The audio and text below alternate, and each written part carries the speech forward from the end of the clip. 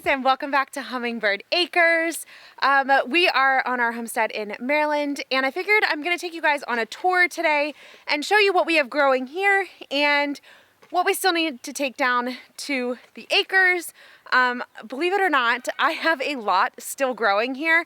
I have transplanted a lot, I have potted up a lot, I've divided a lot. I have almost an entire load, if not more. So at the very end, we'll talk about how I'm planning on getting all of this stuff down there. And yeah, so the first thing we're gonna do is look at something I found in the front yard, I guess about 4 or 5 days ago. So let's go look at it. So this is our side yard. Over on the other side of that fence is where we used to have our garden.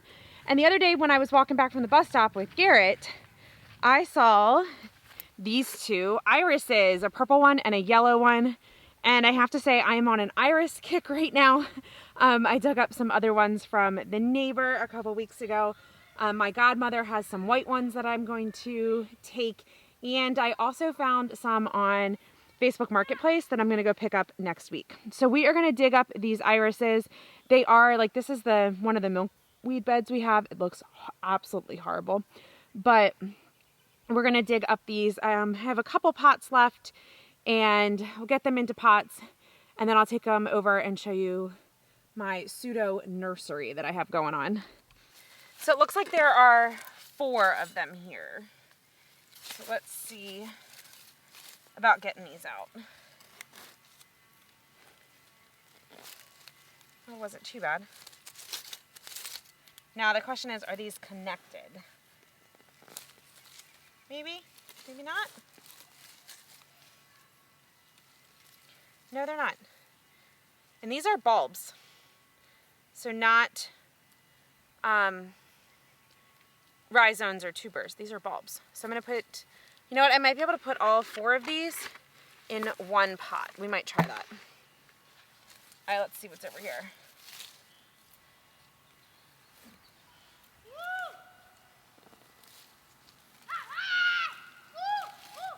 Another one.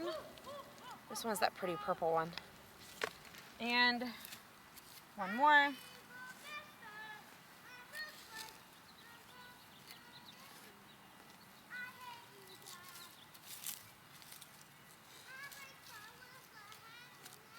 This one's deep, really deep.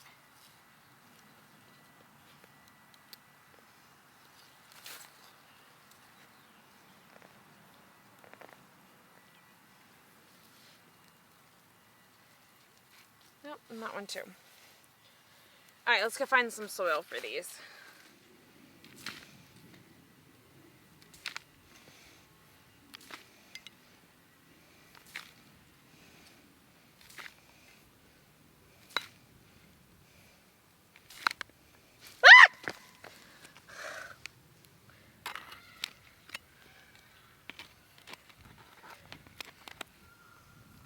Found a friend. I don't think he's welcome in this plant.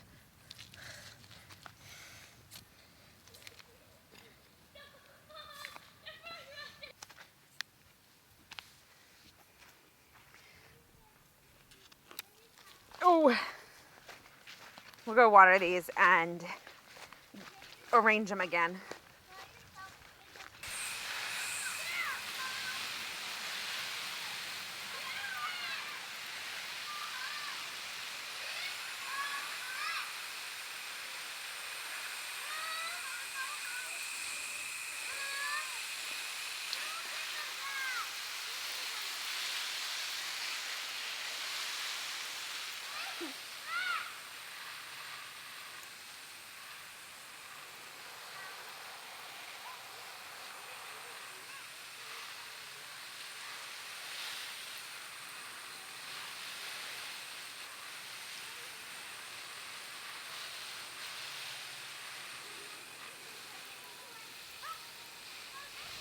I will see if that helps that. It looks like the bamboo that I had there broke. So we'll try this. We'll see how this works out. But this is my makeshift nursery. I have potted up a bunch. I have propagated a bunch. And then of course I picked up a couple things. So this gray pot here and this one there, those are 2 rose bushes I got. All of these here are my dahlias. I had started my dahlias in, there's more right here, in like a tub. Marisol too much. And they were getting root bound, so they needed to be broken up. So I did that. I also had some other pollinator plants around the property that I needed to just get out so that they could go with us. So there's a bunch of Blackeyed Susans. Oh, I'm getting wet. Nana had some peonies, so those will go. I have 2 mock oranges. There's a pollinator tower right there. It doesn't have a lot in it, but it has some things in it that will go. I also have another pollinator tower there, and then we'll walk over there in a minute.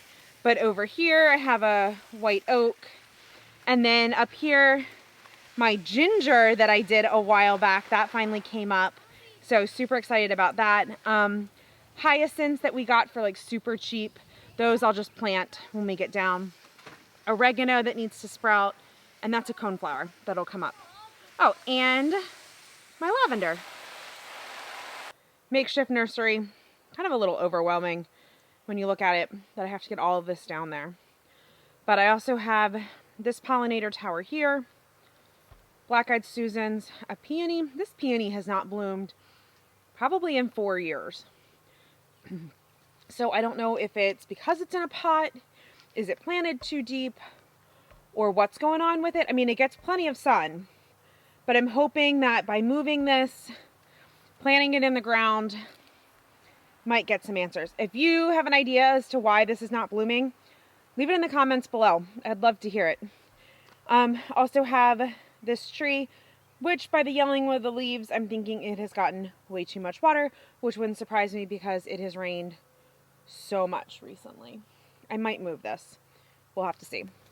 All right, and then I do have some things planted out here in this garden. Right up here in the front, I have my poppies, and then you can see I have ranunculus. Now, all of this, if you guys watched my previous video, you guys will know that this was just, I needed to plant them. It was an experiment. I did it really late. I am really not expecting flowers out of these ranunculus. They will do what they do. They'll die back. I will dig them up, and we will plant them again next year. Another win I had this year was winter sowing, and I winter sowed in totes this year. And this one is milkweed, and this is actually butterfly weed. This is doing amazing. I'm going to take this just the way it is and plant it down there. Just pull it out, divide it up a little bit, and plant it right in the ground. And then this one back here is lavender, and I am going to actually pot these out. I'm going to dig them up, put them in smaller cups, and transport them that way. That's probably on the agenda for tomorrow. I'm not sure. We'll get there. And then the star of the yard right now is this rose bush. It is absolutely beautiful. And when I talked to my aunt today, she said that this rose bush, the baby of this rose bush, is blooming in Virginia as well. So I'm super excited about that.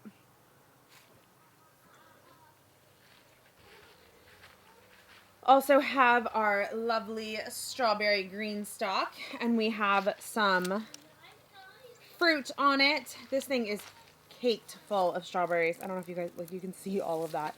But we're gonna have a good strawberry harvest this year. Super excited for it. And I am debating on buying another one of these. They are on sale right now. It's their biggest sale of the season. So if you were looking to get a green stalk, now would be the time to get it, and you can stack our code Hummingbird10 and get $10 off of the sale price. So love this, love green stalk. Go check them out.